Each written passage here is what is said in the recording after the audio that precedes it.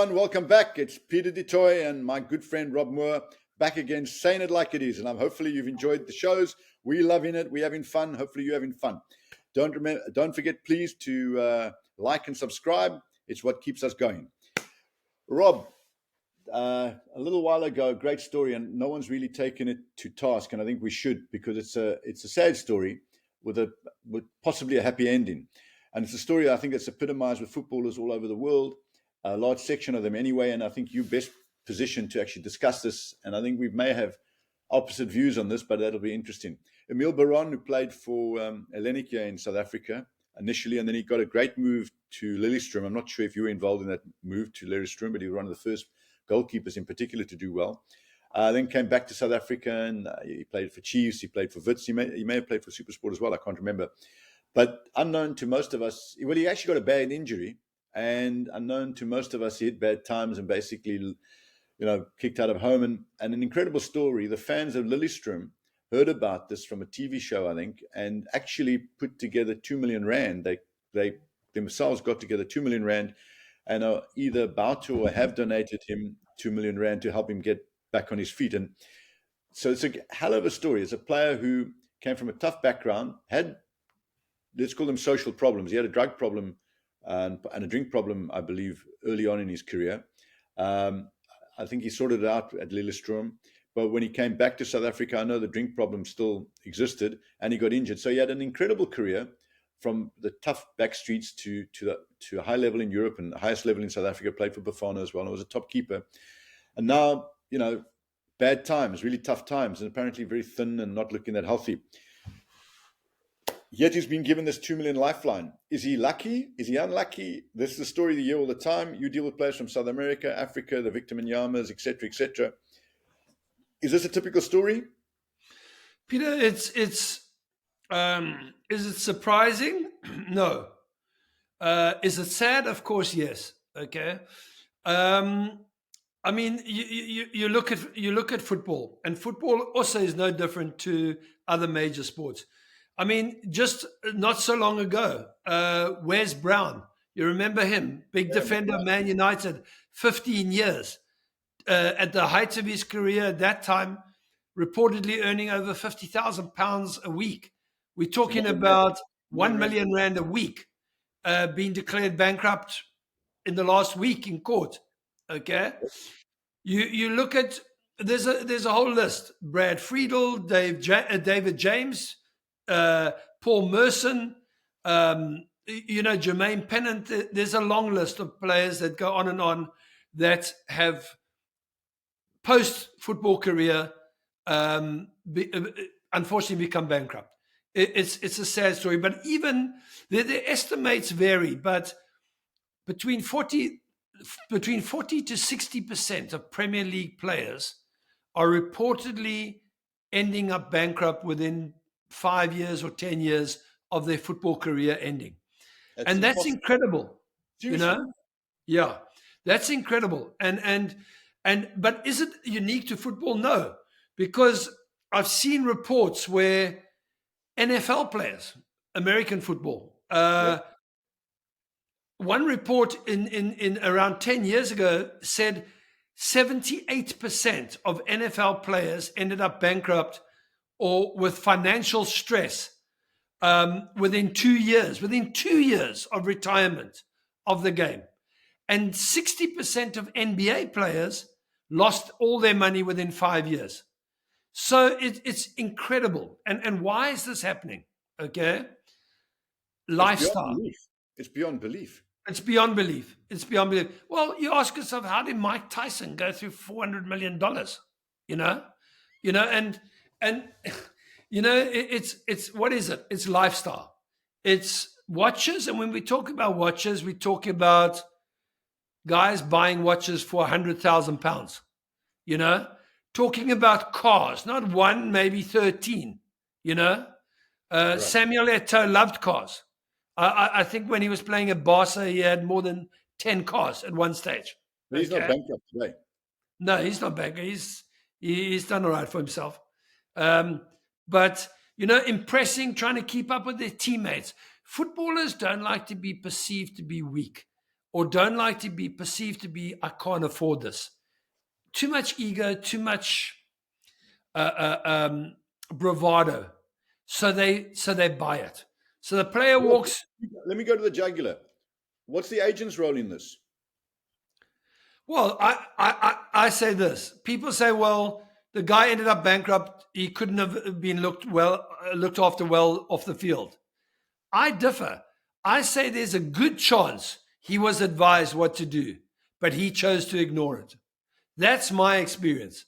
That's Rob. So your players, can you hold your hand on your heart and say, listen, the players that have listened to me, they've kept their money and have had will have a good and are having a good retirement. The ones that haven't listened to me have struggled. I'm being general, obviously. It must be some. Yeah, and I'm not going to get into specifics, but or specific people. But the answer is yes.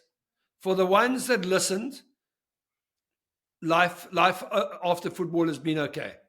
For the ones that haven't, it's been a struggle, and it can vary. The agent's role. What you asked? What is the agent's role? Why would players go bankrupt? Why didn't you do your job properly? Well, a lot of factors. Okay, as I say, ego. A player walks into the dressing room with 100,000 rand watch, and he shows the guys and the one or two of them who want to be big time Charlies. Yeah, no, I'm going to come with you afterwards. I'll take me to the shop. I'll buy one as well. And right. It's that kind of bravado. It can also be players end up getting married or into serious relationships, and suddenly somebody else is making the decisions beside the agent, and those people are maybe not equipped to make the right decisions. But they close with the player. So they might be family, they might be partners, girlfriend, wife, whatever it may be. So there's a lot of things that go into this, and then there's also a drain. There's a people drain around players. Players, in many instances, come from social disadvantaged backgrounds, and therefore there's this expectation that they need to look after everyone, and which I think is noble. I think it's noble, but what happens when they've looked after everybody, the money's run out, they've got nothing left? Are the others then having a whip around to try help the player who actually helped me in the first place? But I want to ask you a question. So what you're saying to me is astounding, but it's obviously not something new. It's been going on for a long time. Yeah. So it's certainly been going on for 15 years, 20 years. Would you agree? Yeah, I would, for sure. Wouldn't you have thought, with everybody knowing this, that the clubs and the associations and maybe even agents should have got together at some stage and say, listen, these players, generally speaking, aren't equipped to manage their money, and there should be some kind of enforced fund, whether it doesn't necessarily have to be a pension fund, because sometimes they don't perform as well, but there's some kind of investment fund that 50% of their salary goes into, and they only receive that salary when they're 60 or 65, which, by the way, happens to an ordinary person in the street. I know a story, for example, and I don't think I'm talking out of turn here. Thabo Ngumeni, the ex-Orlando Pirates legend, a lovely guy, I know him very well. He was struggling, and his mother came to him one day and said, listen, you don't know it, but Ivan Khoza looked after you. He put some money in a fund, in a pension fund for you, over and above your salary, and here's a check for, I'm not going to tell you how much, but it was a substantial sum of money. So, and I'm sure Ivan Khoza didn't only do it for Thabo, he must have done it for other players as well. And hats off to Orlando Pirates and Ivan Khoza for doing that. And it was a godsend to Thabo. Shouldn't that be something that should be more formalized? Because there's obviously agents, Rob, that are not honest and not good, who will also advise their players in let's not call it, or they may not be equipped to advise their players well. And there's also financial advisors who are not, like in every industry, you get good guys and average guys and bad guys. But a league and clubs would have the ability to seek out the very best. that, because of the size they'll be managing. Shouldn't that be something that is kind of enforced? And is it something like that anywhere in the world, in Holland or Belgium or anywhere? There are, coming back to your point, there are pension funds, okay, that are in place in places like Holland. Players have an option to join that. They have an option to join English ones as well. As you say, the performance is quite conservative. If they had a good investment advisor, it would probably outperform what those pension funds are. So that's a personal choice. At the end of the day, Peter, it doesn't. The fact that the person's ill-equipped to handle such sums of money doesn't deviate from one key thing. It's his money. Yeah. So at the end of the day, he's ultimately going to make the decision that he wants to make. Now, he might also have people around him. And again, it could be an agent, but it could be a partner. It could be family. It could be his best mates, okay? Who are saying, no, you don't need to do that, and that. And he gets taken in by that and he listens to all that bit of advice, okay? This is what happens. It's, you can only, you know how the saying goes, you can only take the horse to water, but you can't make it drink. You can only help people who want to be helped. So if you say, guys, I've seen the movie before, this, and this based on my experience. Okay, if he still says, no, I'm happy, don't get involved, no problem, So, Rob, my advice then, and it's probably better coming from me because I'm not an agent. My advice to all young footballers would be the following. Look at the senior players in your team and look at players who've retired who still have money. And the players who still have money 10, 15 years after they've retired, go to them and ask them what they did and who advised them.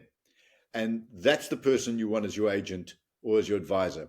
And maybe a case in point would be people like Benny and Stephen. I'm not trying to, just because we're on a show together. But I think if you were going to get a builder to build your house, you'd say to him, show me, I want to speak to the people that you built a house for 10 years ago. Is it still standing? Does it still look good? My advice to young footballers would be look at retired footballers who've been out the game for 10, 15 years plus.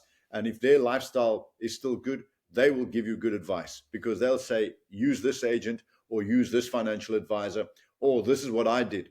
Bearing in mind. This is what I did or this is what you should stay away from. Yeah, 100%.